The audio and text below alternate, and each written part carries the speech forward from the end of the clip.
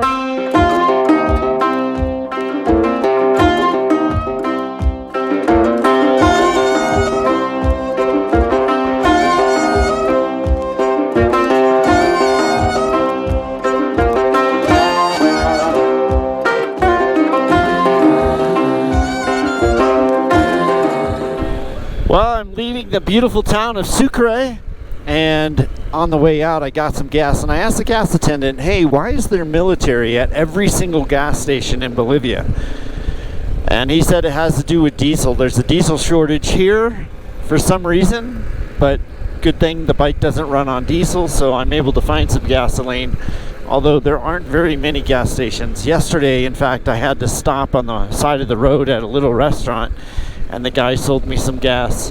Alright, so we've got 10 hours until Santa Cruz de la Sierra, and I'm probably not going to do that today because I don't feel like I have 10 hours in me. I kind of don't have the motivation to drive 10 hours, so I'm probably going to go halfway, stop, and then the next day head on into Santa Cruz. And that is probably the first place we're going to be able to fly in Bolivia. Bolivia is shaped like a pyramid, so it's basically Andes Mountains, and then it flows down either to the coast or to, you know, more of a humid region, more of like the jungle region towards Paraguay. We're finally over the high parts of the Andes.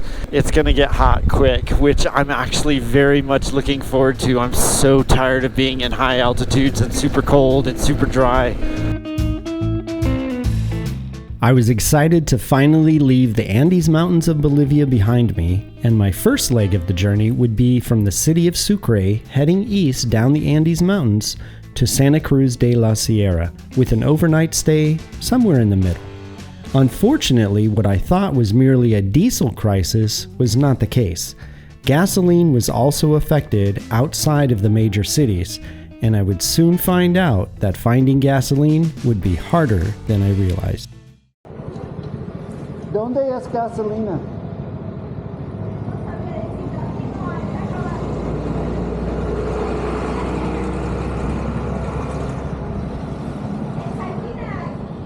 ¿Cuánto kilómetros? Unas 2 a 3 horas está. ¿Qué? De 2 a 3 horas está. Ok. 2 horas? Más o menos, sí.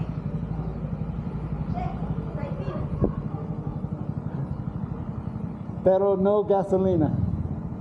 No gasolina en ciudad? No, ahí se ha acabado. Ok, gracias. Well, this isn't good. So I got off the main road and I went into this little town named, I don't know, Akepa or something like that. I don't know the name of the town. Not important. I stopped because I need gas, or I think I should get gas. And there was a sign that said gasoline, and so I pulled into this little town and they're out of gas. That's the second gas station that said they're out of gas. I just asked the woman there and she said the next gas station is 2 to 3 hours down the road. I don't know if I'm gonna make it 2 to 3 hours down the road. So, but I don't have a choice. I guess the gas issue isn't just affecting diesel in this country. I guess the crisis is actually affecting gasoline as well. Not good. I think I'll go easy on the throttle for a while.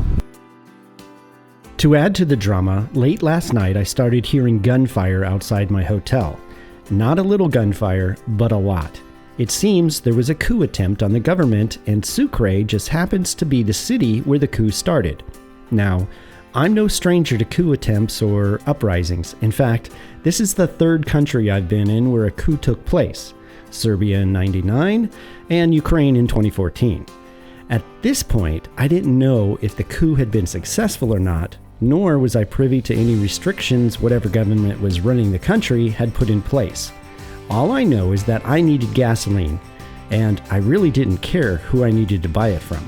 Bolivia has everything. They have beach, they have desert, they have plains, at least high plains. They have beautiful rivers and mountains and lakes, really big lakes. I guess the only thing they don't have is gasoline, and I'm starting to get a little worried. Okay, I just saw a sign in this little town that said they had gasoline in 1,000 kilometers. Oh, maybe that's it right there. I mean, 1,000 meters, not 1,000 kilometers. That would be horrible. Yeah, another 600 and some odd miles. That would, yeah, no, thank you. All right, come on. I really hope they have gasoline here. Oh, no, it's closed. No gasoline. Dang it.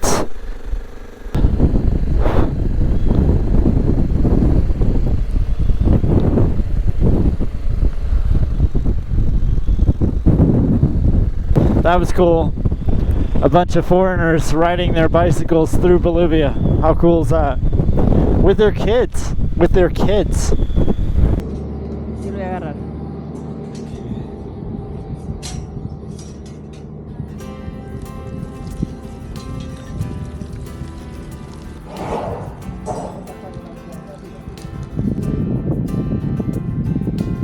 Dos litros. Dos litros más.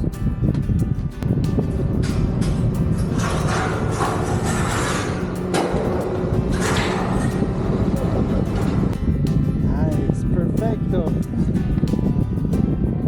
¿Cuánto? Eso, llévate eso.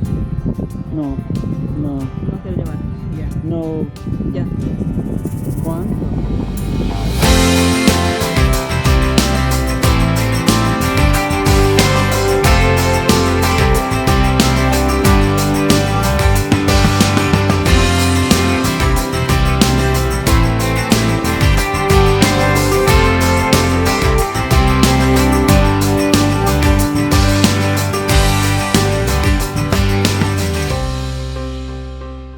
Well, last night we stayed in a little town called Negro, and it is a cool little town. There's nothing here, but the weather is perfect, and the people were friendly, and I ran out of light, so I decided to stop here. I found this little hotel behind me, and had a good night's rest. So today we have about a 4-hour drive to Santa Cruz, but before that we need to find some gasoline. I think there's some up the road. We're going to go try to find some, and then we will turn around and head back to Santa Cruz. All right, gasoline. Do they have gasoline? Let's find out. A great balance machine. Come on. Stay up.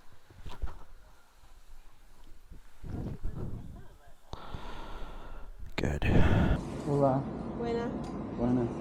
Tenemos un problemita en el surtidor, en este surtidor nomás, pero no todos los surtidores. No tenemos el permiso para cargar las placas extranjeras.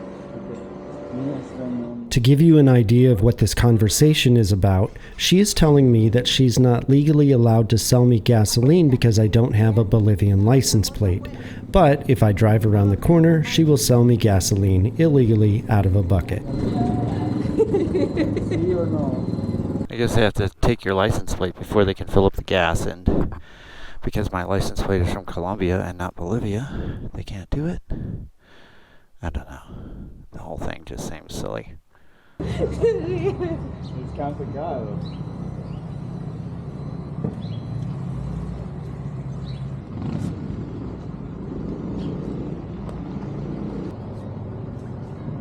Gracias, gracias.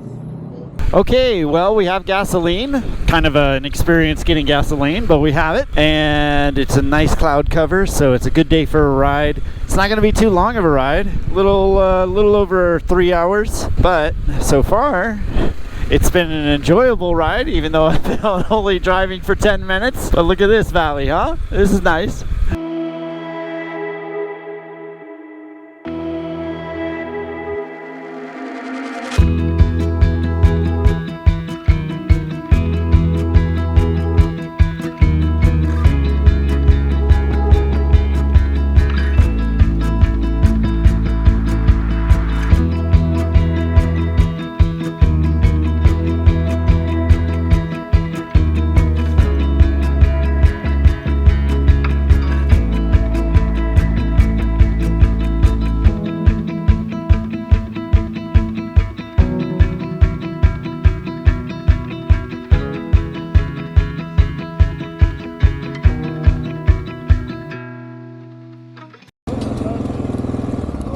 Buenas tardes. ¿De dónde viene? ¿Qué? ¿De dónde viene? ¿Qué lugar? ¿Yo? Estados Unidos. Ya viene.